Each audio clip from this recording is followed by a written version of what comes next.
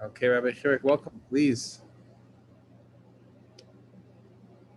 go ahead. Okay, so welcome back.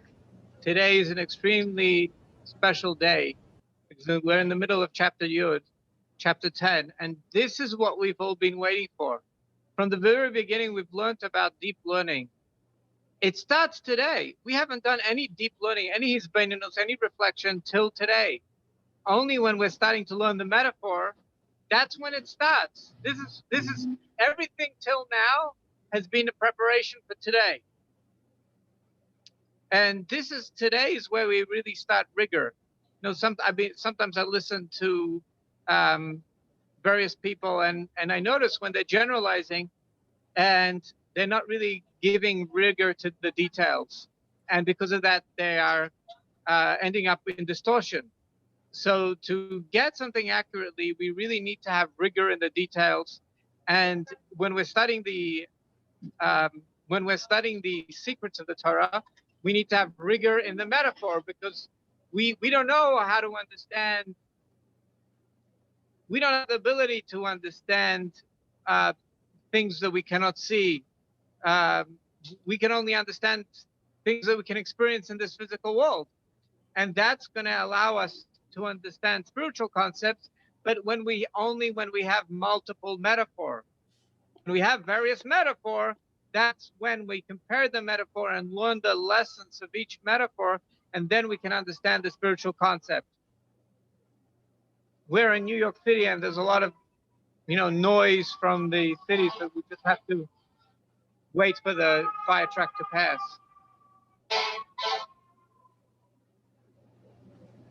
In the meantime, Rabbi, can we put up the text?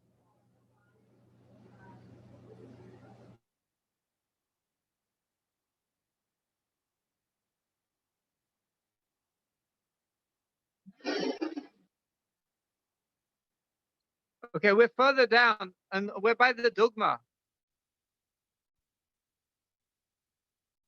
Yeah. One second. Vadinyam is that. So it's the second last line. The last word of the line is Vadimyan. Dimyan in Hebrew means like imagination. It's like not the real thing. It's like a mirror. It's like a mirage. The mirage of the real concept, is the one we're going to tell you now. That's going to help us understand the real concept.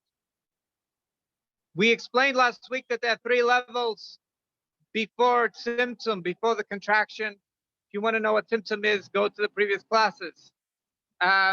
We spoke about how lengthening the oneness, when we say, "Hear, O Israel, the Lord is our God, the Lord is one," lengthening the oneness is a mental exercise. And we specifically need to think about the 3 levels before Tzimtzum, which is called Yachid, Echad, and Kadmen. We would call that the only, the one, and the preceding. The only, the one, and the preceding. And now we don't understand what that means, but now we have metaphor. So the Dimyan Bezeh Yadua, the metaphor is understood, it's known. When we have the powers of the soul, when they reveal themselves, the first power of the soul is want, and then the last one is action. All of them are there with all their parts, all their parts, behelam, hidden, in the light of the essence of the soul. The light is the ability, is a metaphor for the ability of the essence of the soul. Shinikra bechinas yechida, it's called yechida, the oneness. So yochid, yechida in the human soul is going to be a metaphor for yochid, the oneness, the first level before Tzimtzum, by God. Me'al derech dugma, and for example, let's give you a dugma. Dugma is a model. Let's give you a model. Kasher Adam Hu, when a man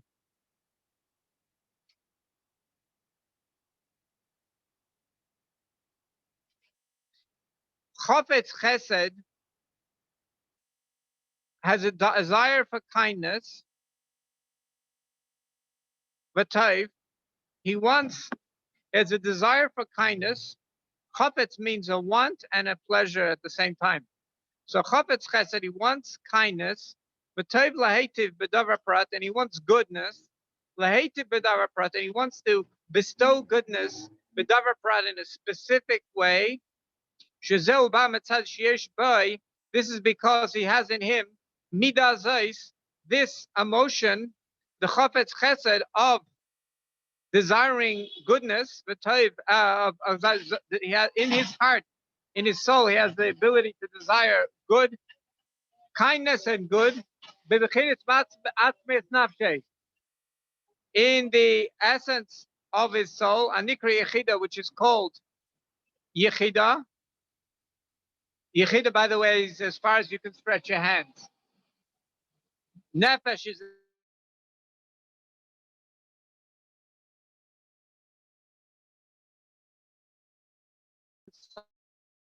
inside your brain.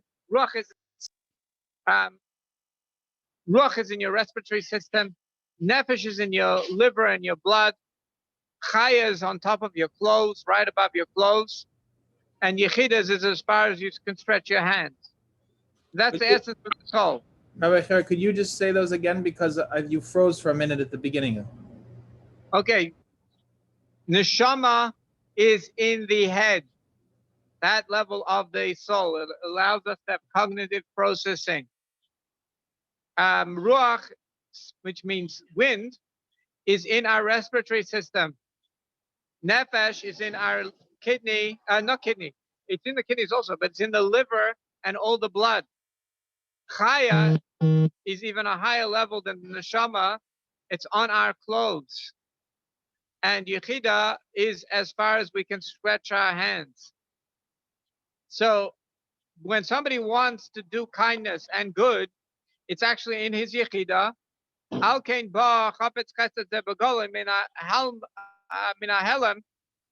And therefore this desire for kindness becomes revealed from the hidden. And we have to say, bevadai, for sure, that this desire for kindness, in the essence of his soul, is actually a potential power. We'll wait for the bicycles to go past.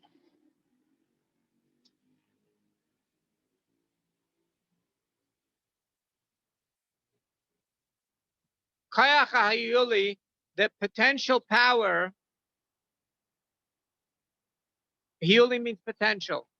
Ba'atzmus, in the atzmius, in the essence, lichlo kol ma she'asid, which has included in it anything that will be in the future, lechbetz, that he will want, bechesed, in kindness, b'tov, and goodness, b'chol prate, henyonim, in all the specific parts of the she'ivakshum mimenu, that they're going to request of him. Vim kain, and therefore, behechrech, we have to say, we must say, before it went up in his want, and his desire, then this desire, which is revealed, to bestow goodness, of his kindness, in this specific thing, it was included in the essence of the desire for kindness, which is potential, in his soul, and went out of the potential, these galis, to be revealed, in a specific act, specific thing, this specific thing. When we see we see that there is in this kindness seichel, like let's say he wants to throw a birthday party for somebody.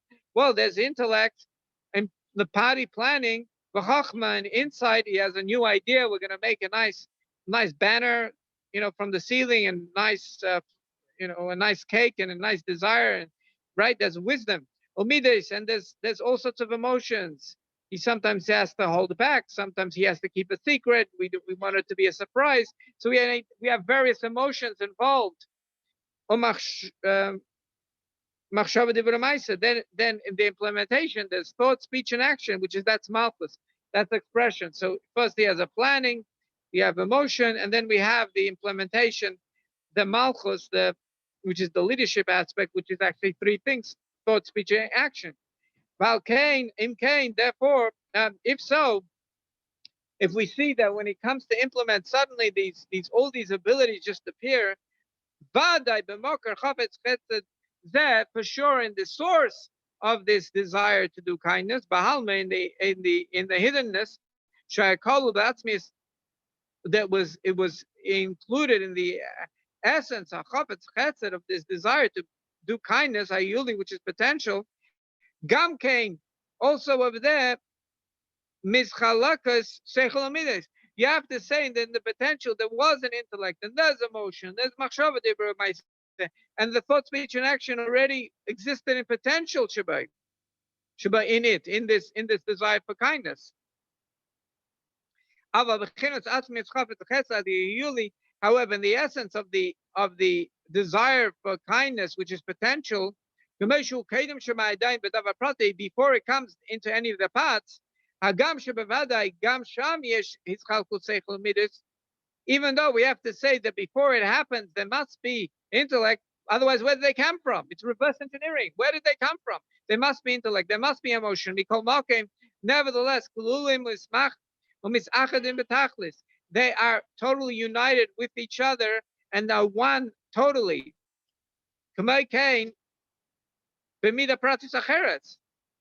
So too in another emotion which a person plans to implement, which is in the essence.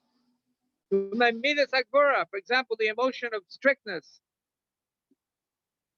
Vatiferetz, and the emotion of balance, of beauty, right? Vanetzach, the emotion of winning, Bekai Gavna, and other emotions, Ad Bechinas Malchus, including all the way until the emotion of expression, which is leadership. Shum Midas Isnasus, that is really the emotion of being lifted up, of leadership, like to be lifted up. Second, can't see, yeah. Shekalu bevadai miyud. We have to say that even the emotion of leadership over others, see that, wait for that to see in the emotion of leadership of the others, it's very interesting because that emotion does not exist till there's another. In other words, when it comes to kindness, I can have kindness in my heart, even though I have nobody to be kind to, nobody to throw a birthday party for. However, when it comes to the emotion of leadership, leadership does not begin until somebody asks me to be a leader. Nevertheless, deep down, it's there. So the emotion of leadership, because the emotion of leadership is very significant over here, because that's the emotion which God uses to actually implement the creation of the world. So what did he do before there wasn't a concept of another? So we have to say that everything was there in potential. And not only that, it's potential, every part of implementing the emotion is there in potential. It for sure, even it has 10 parts. Rotzen, a desire, v'chafetz. Rotzen is a want. Chafetz is a desire. L'melucha, to be a leader, to be a king, to be a leader. V'chachman, there's insight, wisdom, umides, and emotions. Machshava, dibur ma'aseh, and thought, speech, and action. It must be there because where did it come from? But before it came in a revealed way to be a leader on something specific, for example, to be a governor of a certain country, state, or whatever, but kahai governor and anything similar to that, all those abilities, or those 10 abilities at least, are all united and one totally, one with the emotion of leadership, which is potentially which is essential in the essence, just like in the essence of the desire for kindness, which is potential canal. In other words, we're first analyzing the desire to bestow kindness, and we're saying, well, we have to say that all the emotions are inside it, because how was he able to implement the plan? So therefore, then we comes to the emotion of leadership, which is going to create the world, right? Even that has the same rules. Now it's easy, now we understand that when God implements the creation of the world, it's everything is there, all the details are there in potential. They must be there in potential. Vimkein moving.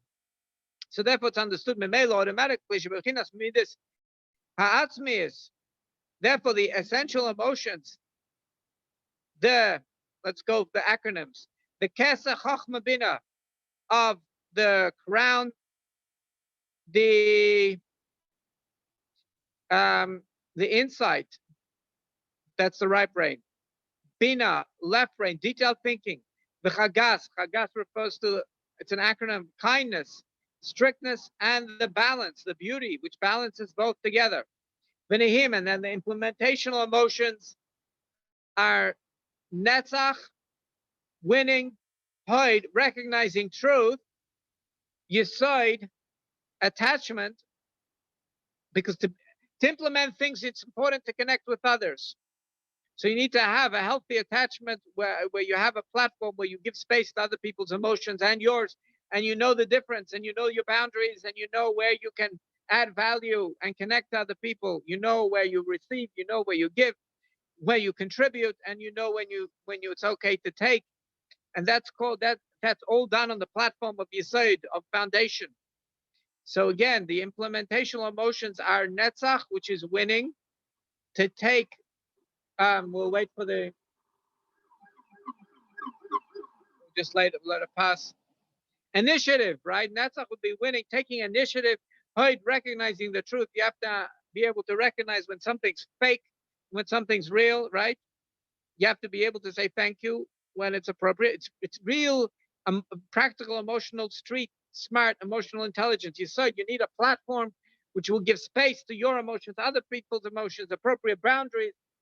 And Malchus is the last one, the emotion of leadership, which is also synonymous with expression, which is synonymous with thought, speech, and action, which is also synonymous with nekeva, feminine, like whole, because it has nothing for itself without receiving from the other emotions, right?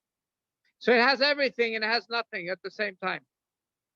Hayulim, which are potential, shibatzmis nefesh, which are in the essence of the soul. When they are in the potential, in the essence of the soul, lo yitachin, it is not possible, loimer, to say gam loshon zeh, even the language of shemisachtim, that they exist and they unite, b'kululim be'atzmis nefesh, and they all unite together as like different states in a country, right? In the United States, Hanikra Yechida, which is called Yechida, the highest level of the soul, you can't say that because they don't separate from the essence at all. In other words, when you reverse engineer, you have to say that they're there, but it's absurd to say that they're actually unite. There's like different faculties that unite. For example, like we said, in regarding to the emotion of kindness, you cannot say that the invitations for the birthday party and the emotion was there already. It wasn't there. But when he makes the invitations, you have to say, well, they must have been there. The ability to write the invitation and the script and to invite people to the birthday party must have been there already. Well, it's absurd to say that the invitation was there and the birthday cake and this in the potential before it actually happened. But then when you reverse engineer it, you have to say, well, it was there in potential. Why shemutba betfius va'atzmius? Because all the different facets of the emotions are mutba. Mutba is like coins. They are pressed in the nature of the essence. That's what kindness does. It comes up with things. Even though like for example, kindness is only one part. that is drawn out of the essence of the soul, mamish, in actuality, one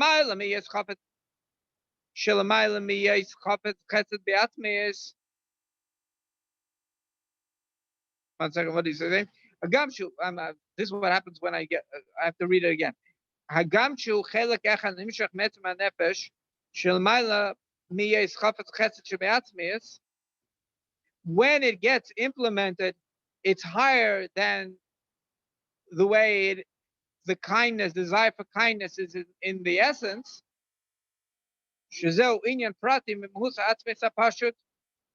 Because once it becomes like a specific thing, prati, a specific thing from the mahus, the content, as atzmi of the essential contact, hapashut, which is simple, undefined, betachlis, totally undefined.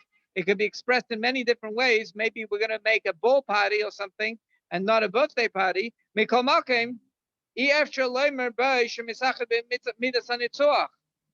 you cannot say it unites itself with the emotion of winning, hayulis, which is potential. Like you have like two different stoles. You have the kindness mode and you have the winning mode, and they have their different places in the essence, and then potentially over there, and the tua be'etzem hanefesh, and it's planted in the essence of the stole. You can't say that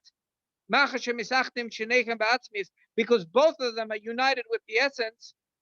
In other words, it's absurd to say that they have different like facets, because at that point in time they're united in the essence. They do not separate from their essence, and therefore they don't unite with each other. Al derech dugma. And now we're going to go to the second metaphor. So this is the flagship metaphor for the concept of Yochid before Tzimtzum. This is the flagship metaphor. However, there's ideas that we're missing from this metaphor. So we're going to give you a second metaphor now, and this is Al Derech Dugma. We're going to give you a model, Kayach HaTnuah, which is the ability to move, the power to move. Shenichlo mamash be'etzem achai, it is really united in the essence of a living thing. Kaidem shemaniyah, before he moves, lagamri. Kaidem shemaniyah, lagamri. It's totally united. She'einu nivdal min ha'etzem klal, it doesn't separate from the essence at all. Afa pisha begalu kayach hatnuah la'aniyah b'davar prat is chalek l'kama prat yafanim. When the power of movement goes to move in a specific way, it gets divided into specific ways. It's impossible to say that all the different ways that the baseball pitcher would pitch a ball, klulim umisachtim, are united, and they are one. How they were united. When the power of movement was included in the pitcher.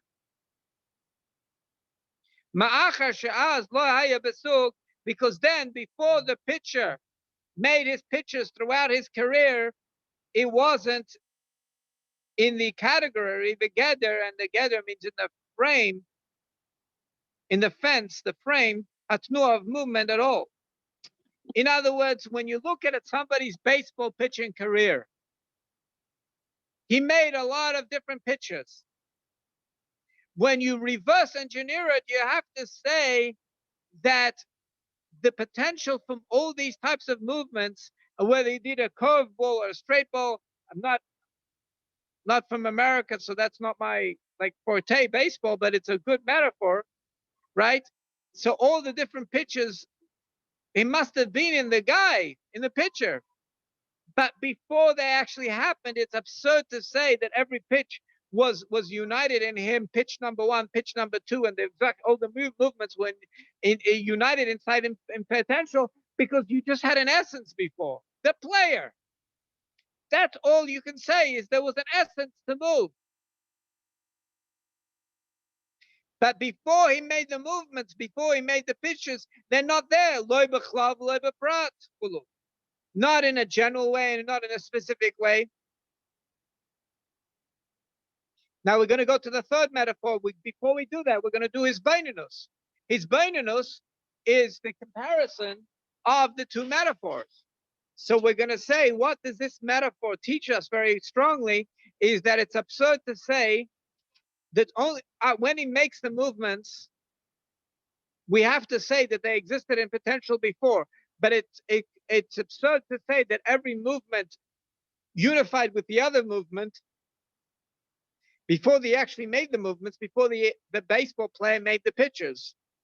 It was just like one essence, and this essence, Mr. Baseball Player, had the potential for these pitches throughout his career. So the same thing, now we can understand a little more concretely, the same thing when it comes to the emotions. When the emotion is expressed, we see for an emotion to be effectively expressed, it needs at least 10 parts. So we have to say that they were there in the emotion beforehand. But just like the movement of the baseball pitcher, it's absurd to say that they existed. All that existed was an essence. They didn't even have different categories and parts that united. You can't even say it's unification of parts. It's absurd. So too, by emotions, by human emotions, they existed in potential. When we say the oneness, we don't mean a oneness of parts. It's just one essence. So that's this beinunus we just did. And now we're going to go to the third metaphor. The third metaphor is going to teach us something else. So the same thing when energy comes out of the soul to give life to the body. Before it goes, when it's still united in the Ruach HaChaim, the spirit of life. You know, the Chinese call it chi, the Japanese call it ki. It's like chai, life, right? So the spirit of life, when it's still, before it actually goes into a body and gives life to the body, when it gives one second, we have a question. And I think we'll kind of come back. I think that question, I just read it, it's correct, but I just want to I have to think about it. No, so what we're saying is it's some essence, and the essence has everything inside it, but not in actuality, only potential. All that exists is the essence. But what we're going to say later on is that even after the creation of the world, it's as if it's before the creation of the world, and all that really exists is God, the essence of God. So, but that's where we're just jumping ahead. So let's go back to the third metaphor is the energy of life, the spirit of life, even though when it shines into the body, it gets divided into Riyah, the ability to see, and create a internal representation of the outside world. Basically, our eyes are like cameras, and they send a notification to the optic nerve, and the optic nerve sends a notification to the brain, and the brain creates a picture of hopefully correctly what we see in the outside world. So we create an internal representation, internal picture of the outside world. And that's just a cool ability that we were given. Bishmiya, the ability to hear and to change the rustle of the oxygen and to replay that in the mind, that the mind can now recognize this and help it create a internal representation through sound. So la'ayin v'la'ozen, this is and specifically the soul gives this ability to a vision to the eye and hearing to the ear. The kahai gavna and similar facets Shebavadai gan terem boyu lisgashem ba'ayin, before these soul abilities came to become physical in the eye and the ear, the poil, but poil in actuality, hayakolul boy chayes haria ruchni la'ayin, the soul had a spiritual ability of seeing for the eye, bifnei atzmei, for the eye for itself. In other words, you need the physical. You have a physical that is the hardware is designed to be able to pick up the software of the soul. So the software for vision was there before. And the life of listening. In other words, the software to be able to listen. But in the with the ear, bifnei atzmei, they're separate abilities of the soul, separate software abilities of the soul. When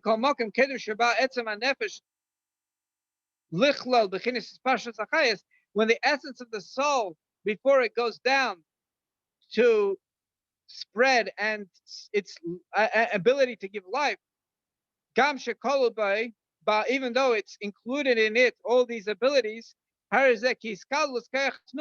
it's the same as the potential for movement in a living thing, that it has the potential for the movements, but before it makes the movements, it's as if it doesn't exist.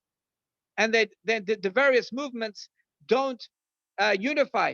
So basically, it's like a coder that's making software, and before you make software for the ability to see and software to the ability to hear, you have to say that in potential, that's what a essence of the soul does. He's able to make internal representations in different ways from the outside world, but they don't exist.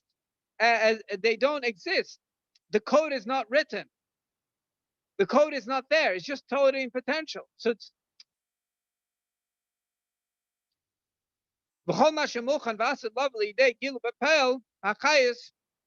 everything that's in the future going to go and actualize in actual life. A dying life means these abilities. A dying yitachen ayichud biskalus. Then you can say you can unite and make one. The ria v'shmiya, seeing and hearing, it's all the same thing. It's all the different ways of making internal representation of the outside world. But kahai gavna and similar ideas. Aval kasher kol gamri betzam nefesh, but when it's still included totally in the essence of the soul, v'haya koloi yesh mitzias, his pashtus achayis kol kol. It's as if there is no actual spreading of energy, of living, life-giving energy at all. Metzad etzam nefesh, because all there is the essence of the soul, shalamai laharba, which is much higher, milchinis his pashtus, much higher than spreading into these abilities. Raksha Kolabat's may just, it's included in it. It's like a programmer has the potential to make code for a security camera and listening, a way of recording, but when it's still the essence of the coder, it's not there. Only when it happens, we have to say it must have been there, but we can't say, oh, inside the coder, there's a program for security cameras. Inside the coder, there's a program for listening, recording audio, and they must be like two parts that are unified. No, they don't exist. It's as if they don't exist. Gamkein. Raksha kol be'etzmus gamkein, b'chinis pashtus ke'etzam achai, because these various abilities that spread out are like ke'etzam achai, the essential living thing, shekalo ba'atzmei kayachatnua. It has in it the ability to move, but each specific movement is not there. And it's not like the various movement number one, movement number two, movement number three are there, and they unite with each other, and they're one, and they make some sort of peace treaty with each other. They don't exist. But yes, they do exist in potential. All we have is an essence. And therefore, the prate v'chayis. How can you say at that point in time that there's a unification of the different parts of light? Light means like potentials and energies of life, highest energies of life, it's only because in the future it's going to come out, base pashtus, and it's going to spread a highest of life-giving energy. His chalkos prate achayis is going to separate in different parts of, different aspects of the life. From that, we have to say, Leimer, shesh kol prate alalu bispashtus. All these parts must be that spread out, hakulula betzem lagamri, which is now unified in the essence totally. Shim lekain, if you're not going to say it was there in the essence,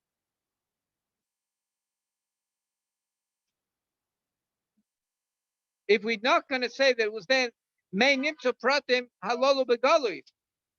How did these parts actually manifest in Revelation? The ispashtus, when they spread.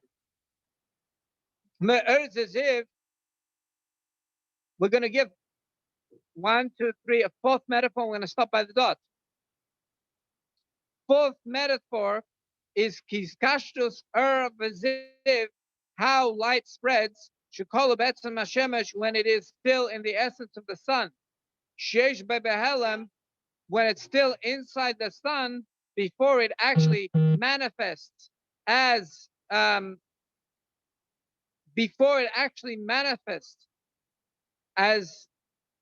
light, when it leaves the sun. It has in potential hidden inside it all the different parts of the light spectrum, including ultraviolet, gamma, the whole rainbow. It's all there in potential, but inside the sun before it's actually actualized. Well, you say it's not there, but it is there. It is there because we have a light spectrum that comes out of it.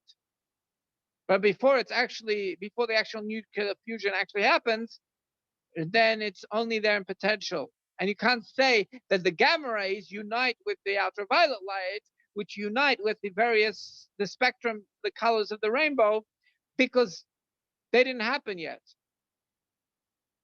Now, let's do just a little bit of Isbainunos. Let's do some reflection. Why did we need the third metaphor? I think the difference between the third metaphor of the ability of the soul to create internal representation, to give life to a body, is we see various qualities. Like when you're looking at movement, like a pitcher, it's all the same thing. It's pitching. It's all moving their hands to throw a ball. It's not various qualities. And we can see very readily how it's absurd to say that all the pitchers were in the pitcher before they actually happened. And that teaches us that in Yechida, everything is there in potential, but it's absurd to say that it's actually there. It's just one essence, the essence of God. However, from the metaphor of seeing and hearing, we see that the potential is not just a potential of things on the same level, as a potential for various qualities of results. Like the quality of a visual image is very different to an audio image. In audio, it's sequential. In other words, there's a chain of communication. And if something's missing in the chain, the message doesn't come through correctly. And it takes a lot of time with sound to create that accurate internal representation. And there cannot be something missing. Whether in vision, you're getting a lot of information in one shot. It's a very surface understanding of reality, but it's a lot of data at one shot. So these are very different in a quality aspect. They're very different things coming out of an essence. So that's what the third metaphor really gives us, that in the creation of the world, we're having very many different things. It's not just movement. There's many things that are manifesting from the potential. And I think the fourth metaphor of the light spectrum is a good metaphor, and it what it gives us, it's very experiential in a tangible, concrete way.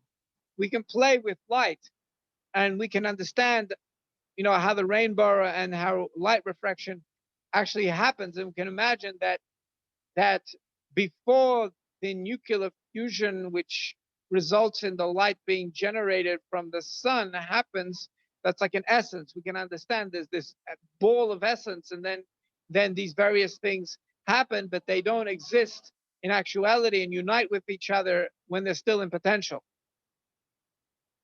It's a more of a concrete visual metaphor, which makes more of an impact on my animalistic conscious and conscious mind, because this is something that I can explain to my subconscious mind, because it's just so experiential. It doesn't require a high level of emotional intelligence to understand the fourth metaphor.